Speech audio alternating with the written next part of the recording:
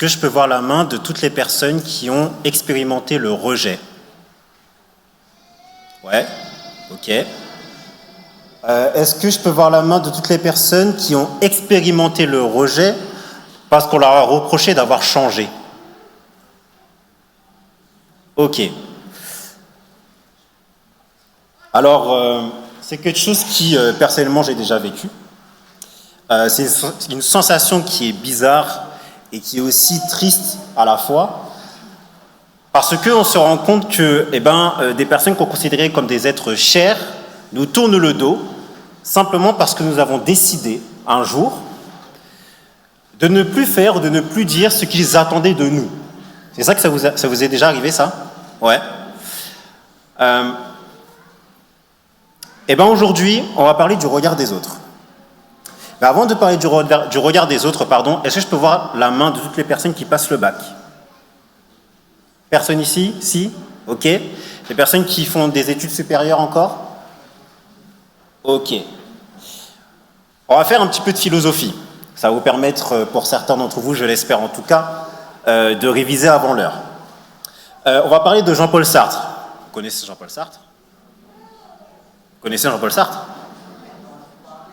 Bon, alors on va donner quelques mots sur Jean-Paul Sartre. Jean-Paul Sartre, c'est un philosophe français du XXe siècle qui a connu les 2 guerres mondiales. Et il a été un adepte d'un courant philosophique qu'on nomme l'existentialisme. Et l'existentialisme, c'est un courant de pensée qui estime que l'homme est fondamentalement libre. C'est-à-dire qu'il n'y a absolument rien qui peut déterminer qu'il agisse de telle ou telle façon, qu'il parle de telle ou telle manière. Donc ça veut dire que l'homme est fondamentalement ce qu'il est et ce qu'il dit. Est-ce que vous êtes avec moi jusque-là? Ok. Il y a une phrase que Jean-Paul Sartre a dit, et je pense que vous la connaissez tous parce qu'elle est reprise à maintes et maintes reprises pour différents cas. Il a dit dans son ouvrage Huis clos, l'enfer c'est les autres. Vous avez déjà entendu ça? Ouais. Alors pourquoi il dit ça? On a l'habitude de prendre cette phrase pour légitimer à peu près tout en ce qui concerne l'autre. Parce que l'autre, c'est celui qui me fait du mal. En fait, c'est pas tout à fait ça.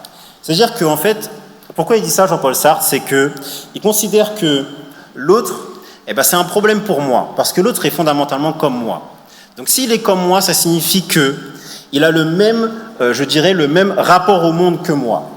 Ça veut dire que pour appréhender le monde dans lequel il vit, alors il va utiliser des mots pour décrire ce qu'il voit. Ok? Mais il va aussi me décrire moi. Et lorsqu'il va me décrire moi, il va me réduire il va me réduire à une chose, Et une chose est définie par sa fonction. Vous êtes d'accord avec moi? Si par exemple je vous dis un banc, un banc c'est fait pour s'asseoir. Si je vous dis par exemple un téléphone, un téléphone est fait pour communiquer, pour appeler, etc. Vous êtes avec moi? C'est bon? Et si je suis donc un élément qui compose son monde, donc cela signifie que c'est lui qui va définir comment je dois vivre sur Terre. Ok? C'est lui qui va déterminer ce que je dois dire, ce que je dois faire. Et donc il va me chosifier, il va m'enfermer dans une case, dans une étiquette. Et si j'ai le malheur de sortir, ne serait-ce qu'un petit peu de cette case, de cette étiquette, alors c'est moi qui aurai un problème. Ce n'est pas lui, ce n'est pas son jugement, ce n'est pas le fait parce qu'il m'a réduit à une case, à une étiquette, ce sera moi. Parce que je n'ai pas fait ou je n'ai pas dit ce qu'il attendait de moi. Et voici les raisons pour lesquelles on se retrouve dans des situations, dans des conflits qui sont irrémédiables, où il n'y a plus de retour en arrière. Parce qu'on est allé, je dirais que on est tellement sorti de cette étiquette-là qu'en réalité, l'autre considère que je suis fou, que j'ai perdu la tête, parce que je ne fais plus ce qu'il attend de moi. Est-ce que vous êtes avec moi jusque-là? Ça va? Le cours de philosophie, c'est bon pour tout le monde? Ok. Il y a 3000 ans de cela, environ, il y a un personnage biblique qui a expérimenté le conflit de mettre quelqu'un dans une case, de mettre l'autre dans une case. Et bien malgré lui, il a compris que l'autre est fondamentalement bien plus grand que la case dans laquelle il a bien voulu le mettre. Cet autre, vous l'aurez compris, c'est Dieu, et ce personnage, c'est Jonas. Bon, vous connaissez tous l'histoire de Jonas ici, donc je vais la résumer rapidement. Nous sommes à Ninive, capitale de la Syrie, un royaume qui a l'habitude de conquérir des territoires et donc de faire du mal à certains peuples, notamment le peuple d'Israël, d'où vient évidemment Jonas. Il a aussi, c'est un royaume qui veut tellement devenir puissant que dans ses relations commerciales, il n'a aucun scrupule à être fourbe. Ok ? Et lorsque le Seigneur demande à Jonas de partir à Ninive, pour aller parler aux habitants de Ninive, pour les avertir d'un grand danger qui va arriver, Jonas ne veut pas y aller, il fuit. Mais on ne sait pas vraiment pourquoi il fuit. On ne sait pas vraiment, c'est-à-dire que le texte nous dit que Jonas, il part de l'autre côté, mais on ne sait pas pourquoi. Et donc le Seigneur va user de stratagèmes pour le faire revenir. Jonas va se retrouver dans un bateau, les gens qui font partie de l'équipage vont le jeter par-dessus bord, il va se faire avaler par un poisson, vous connaissez la suite. Et il faut savoir que Jonas a expérimenté la bienveillance de Dieu, c'est-à-dire que Jonas a prié le Seigneur pour qu'il puisse le sortir de cette situation, sortir de ce gros poisson. Et suite à cette expérience avec Dieu, il s'est décidé de partir du côté de Ninive. Et une fois qu'il part du côté de Ninive et qu'il va parler aux habitants de Ninive, son message a eu un impact tellement puissant, tellement fort, que toute la ville, et en particulier le roi d'Assyrie, le gouverneur de Ninive, a décidé de faire machine arrière. C'est-à-dire que le roi lui-même va prononcer un décret pour que les habitants de Ninive et les habitants de la Syrie puissent, se repentir de toutes leurs mauvaises actions. Imaginez Jonas, nous sommes en France en 2024, on ne va pas dire Jonas, on va prendre un chrétien lambda, qui a un message tellement puissant qu'il est même invité au Sénat. Il va être au Sénat, à l'Élysée, etc. Et c'est même l'Élysée qui va promulguer une loi pour que toute la France entière se repente de ses mauvaises actions. Je pense que, en tant que chrétien, c'est quand même quelque chose auquel on aspire, parce que nous sommes invités à faire de toutes les nations des disciples. Est-ce qu'on est d'accord là-dessus ?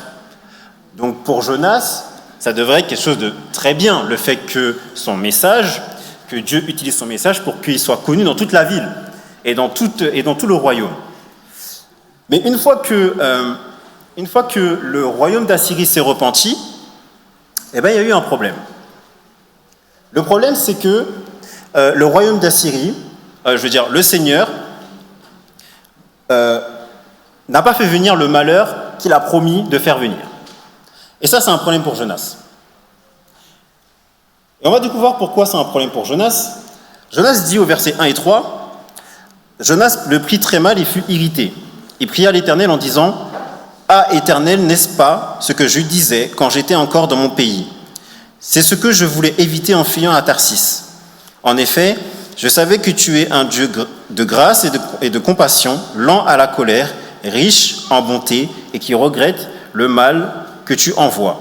Maintenant, Éternel, prends-moi donc la vie, car mourir vaut mieux pour moi que vivre. » Jonas est en train de soulever un problème, et le problème de Jonas, ce sont les expériences qu'il a eues avec Dieu. C'est-à-dire que par expérience, il savait déjà que Dieu n'allait pas faire venir le malheur qu'il avait promis de faire venir. Pourquoi ? Parce qu'il savait que si le royaume d'Assyrie se repentait, que Dieu n'allait rien faire. Et il est là le problème de Jonas. Jonas est en train de dire au Seigneur, que j'ai une relation tellement solide et profonde avec toi que je sais exactement ce qui allait se passer si les gens se repentaient. Et moi, je ne voulais pas ça.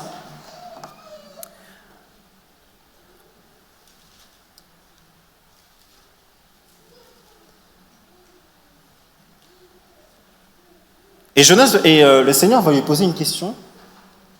Fais-tu bien de vouloir mourir? Et je ne sais pas si vous avez remarqué, mais le Seigneur va poser la question 2 fois dans le récit. Et la première fois, Jonas ne va jamais répondre. Et pour moi, ce silence, personnellement, m'interpelle. Il m'interpelle parce que nous sommes en face d'une personne qui est remplie de certitudes sur le monde dans lequel il vit. Et lorsqu'on lui pose une question qui le met en face de ses contradictions, il prend la fuite. C'est quelqu'un qui refuse catégoriquement d'avoir tort. Lorsqu'on lui pose des questions qui éveillent sa conscience, il ne veut pas répondre. Ce n'est pas la peine d'envoyer la pierre sur Jonas parce qu'on l'a déjà tous fait.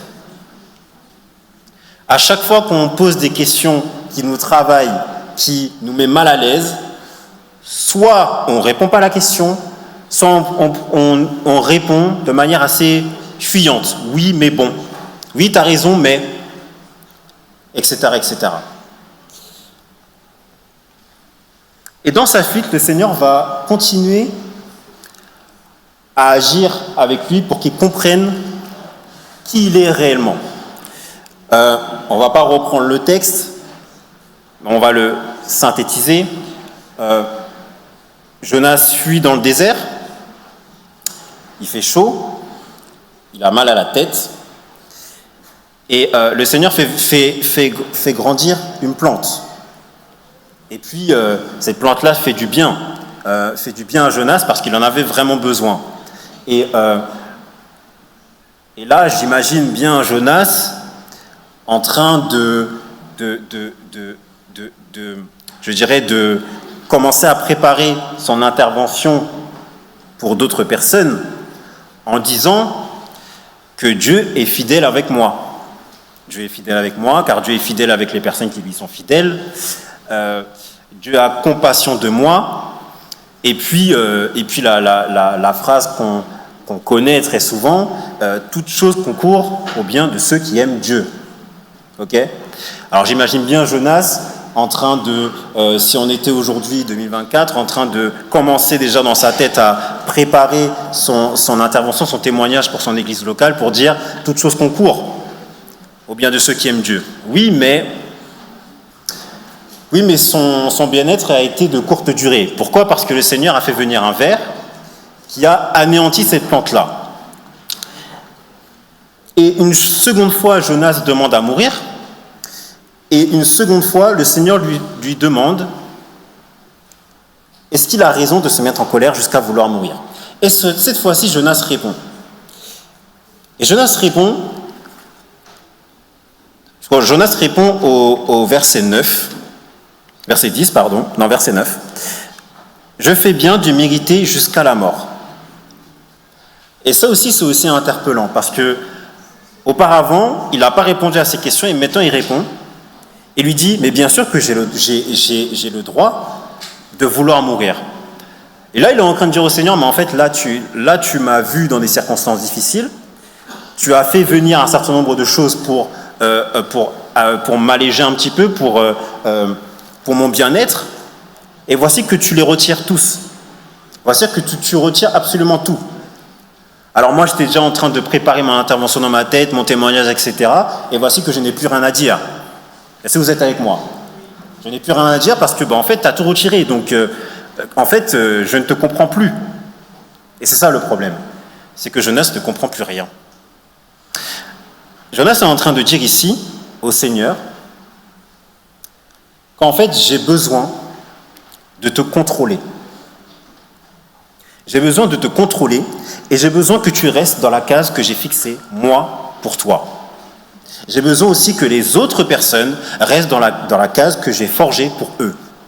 Ça, c'est ma raison de vivre. Et si tu sors de cette case-là, si tu sors de cette étiquette-là, moi je ne te comprends plus et donc je veux mourir. Parce que je n'ai plus envie et je n'ai pas envie de remettre mes certitudes sur le monde en question. Je n'ai pas envie de remettre mes certitudes sur toi en question. Alors si tu les remets en question, je préfère arrêter avec ça. Ça va ?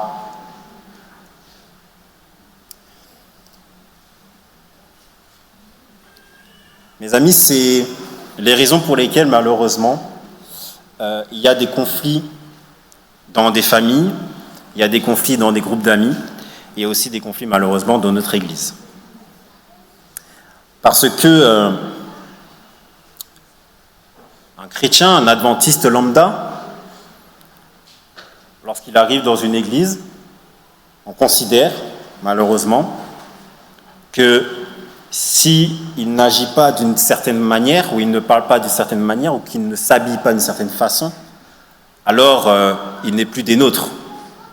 Alors nous avons le droit, nous nous octroyons le droit de trouver des mots, des expressions pour qu'ils se sentent mal à l'aise. Et cela cela est aussi le cas malheureusement pour des personnes qui ont des fonctions à l'Église, tels que diacre, ancien, pasteur ou que sais-je encore. Si la personne qui est devant moi n'agit pas comme j'attendrais qu'il agisse, de par son statut, de par ce que je connais de lui, alors je m'octroie le droit de lui faire du mal. Et c'est malheureusement l'une des raisons pour lesquelles, s'il y en a d'autres, qu'il y a beaucoup de personnes qui se sentent soit mal à l'aise dans des églises, soit qui quittent définitivement l'assemblée. Parce que le regard des autres, qui a un poids tellement fort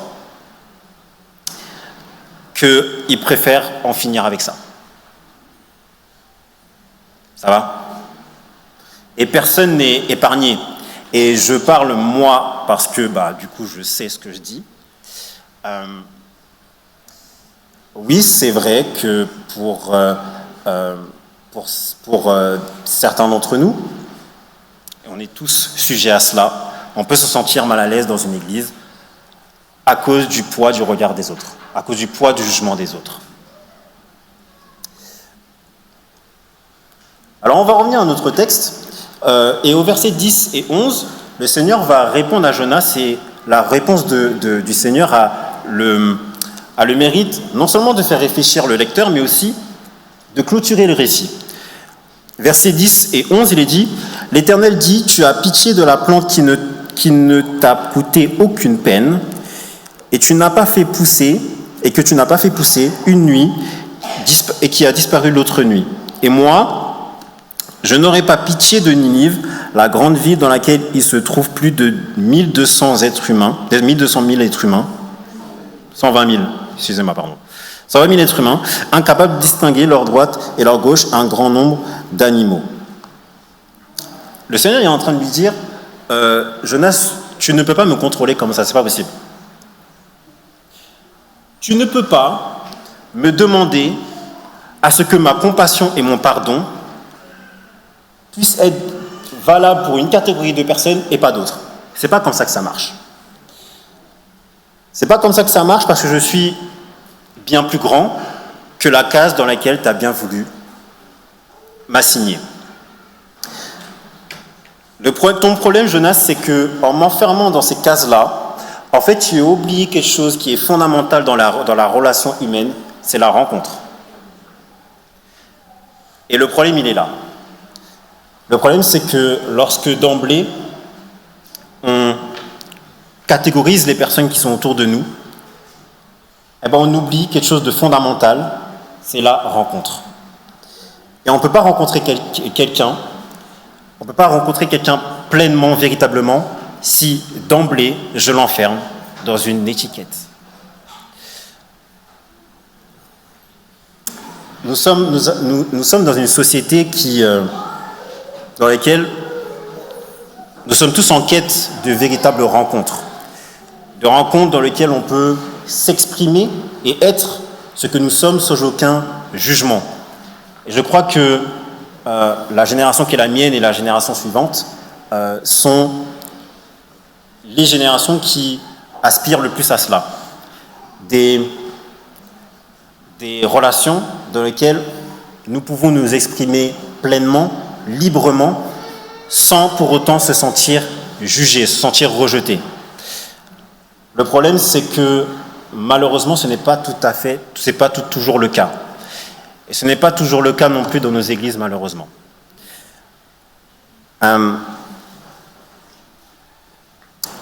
Au fond, nous faisons quelquefois comme Jonas, pour les personnes qui sont autour de nous.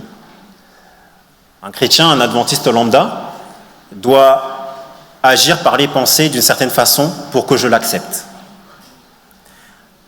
Malheureusement, une telle manière de penser n'est pas propice à une véritable rencontre avec l'autre. Et quelquefois, on fait la même chose pour Dieu, malheureusement. C'est que Dieu, on considère qu'il agit de certaines façons, qu'il agit de telle ou telle manière, et on ne peut pas penser qu'il peut agir autrement. Et alors on va dire haut et fort que nous le connaissons, alors qu'au fond, peut-être que cette rencontre n'est pas au beau fixe, ou quelquefois n'a malheureusement jamais existé. Alors je pense que la Bible se répond à elle-même, et la Bible apporte une réponse. Et cette réponse se situe dans Jérémie chapitre 29, verset 13. Jérémie chapitre 29, verset 13 dit ceci. C'est un verset qu'on connaît assez bien.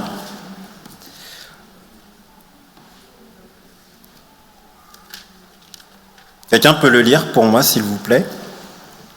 Vous me chercherez et vous me trouverez si vous me cherchez de tout votre cœur. Merci beaucoup. C'est ce que je vous souhaite en ce matin et pour toute cette année que nous aurons à vivre ensemble. C'est que nous cherchons pleinement notre Seigneur, notre Dieu, parce que je crois et j'ai la conviction que si nous le cherchons de tout notre cœur, alors nous pourrons faire un pas en avant avec les créatures qui sont ici dans ce monde, qui connaissent l'évangile ou pas d'ailleurs. Et peu importe où ils en sont dans leur cheminement personnel ou spirituel, qu'ils soient ici ou qu'ils soient ailleurs. Et dans cette nouvelle année, pour une église avec un nouveau pasteur et un pasteur avec une nouvelle église, ce que je nous souhaite, c'est que nous nous rencontrions véritablement, sans aucun préjugé, sans aucune arrière-pensée, et que nous faisons de même avec le Seigneur et aussi avec les hommes et les femmes qui ne connaissent pas cette église et qui ne connaissent même pas l'évangile, pour que nous puissions remplir la mission que Jésus a donnée à ses disciples avant qu'ils s'en aillent, aller et faire de toutes les nations des disciples. Amen.